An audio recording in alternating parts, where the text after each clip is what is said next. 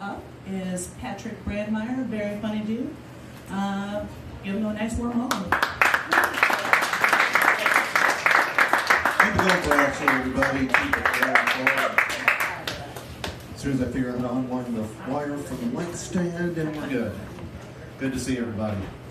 A little about me, if you haven't seen me on stage before, I do not have any kids in my basement crawl space. Apparently that's the vibe I give off, and I'm not too fond of it. I mean, I don't even like the word creepy. I hear that word a lot. I prefer to think of myself as a people-watching enthusiast. All right. Maybe getting a little too close to home. I don't know. I mean, for some people, the camera adds 10 pounds. Apparently, for me, it adds a trench coat, a rifle, and an ice cream truck. That leads to some interesting introductions when I do comedy open mics. One time, a friend of mine introduced me by saying, "You'll be able to see this next guy this upcoming week looking through your windows." Which I said was stupid. You wouldn't see me. I've had some interesting jobs in my life. I used to work at a radio station. That was kind of fun. It wasn't really a good fit for me, though. I'm pretty clueless when it comes to music. For the longest time, I thought Nickelback was a midget football player. And the thing about being on the radio is you make a mistake, everyone listening is going to know it. One time I was doing a traffic report, and there was a problem on a street in St. Louis called Bowles Avenue, except I'd never seen the word before and knew how it was pronounced, so I said there was a problem on Bowles Avenue.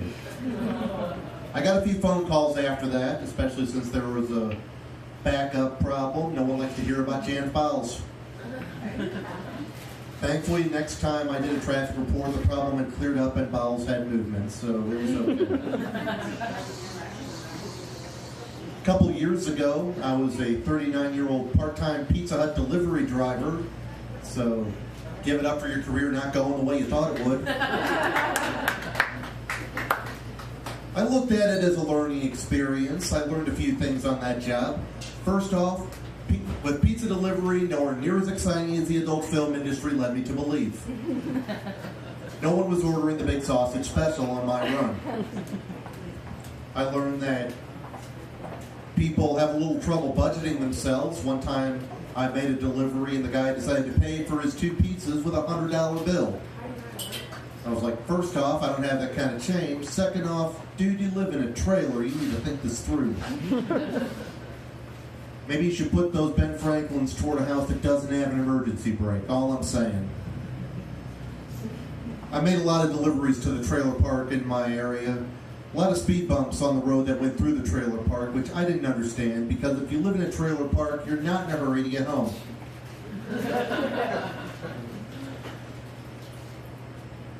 I try to find different ways to spend my spare time. I went to a movie not too long ago. It had been a while since I'd been to the movie theater, and I'd heard about how bad the prices have been going up. But when I went to the theater, it turned out the ticket was not as expensive as I was fearing it would be. But I realized why people had issues when I went to the concession stand. I think you know where I'm going with this one. It just costs so much to rent a bulletproof vest. It's okay, I can say that, I'm white.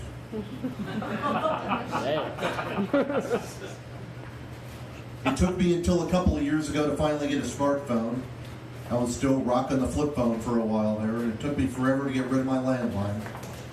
I mean, I knew it was time to get rid of it when the only people calling me on my landline were the telemarketers. And I knew it was the case when I would pick up the phone and they would ask for, "Is Mr. Brandmeyer there?"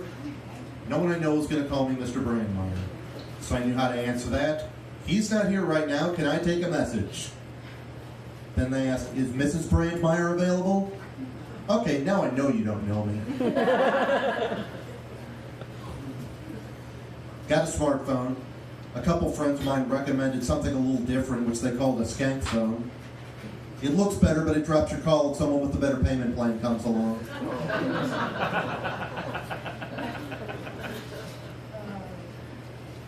Anyone else get really hooked on the video games on the cell phones? The Candy Crush, stuff like that?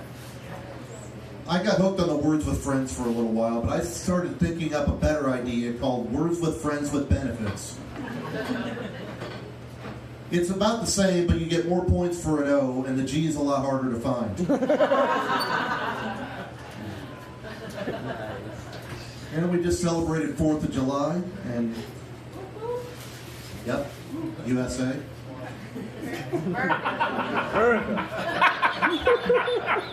Sorry. I realized it was 4th of July season when I was driving home from work about a month ago, and I started seeing the fireworks stands set up in the parking lots of the East Side strip clubs. That's a unique combination of businesses, but when I thought about it, they have a lot in common. Whichever one you go to, you're going to end up spending more money than you thought you would. You might end up with a burning sensation. And if you mishandle the merchandise, you might lose a finger. I mean, I know a lot of my friends online are looking forward to Halloween already. I remember last year around Halloween time, I was seeing the billboards for Goodwill saying that Goodwill is the original costume shop. That might be the case, but I don't know if they're the best costume shop these days. I mean, instead of your kid dressing up as their favorite superhero or movie character, they're going to be dressing up as that homeless guy from the corner. And you know how your kid's going to do that? Shopping for their Halloween costume at Goodwill? Because that homeless guy died. Those are his clothes. I'm sorry.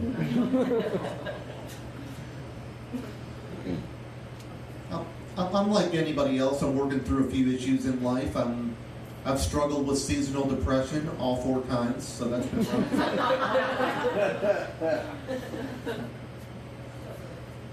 I try to get out and meet people. I'm not exactly a social butterfly, I'm more of a social cocoon dweller, and no one likes a party pooper.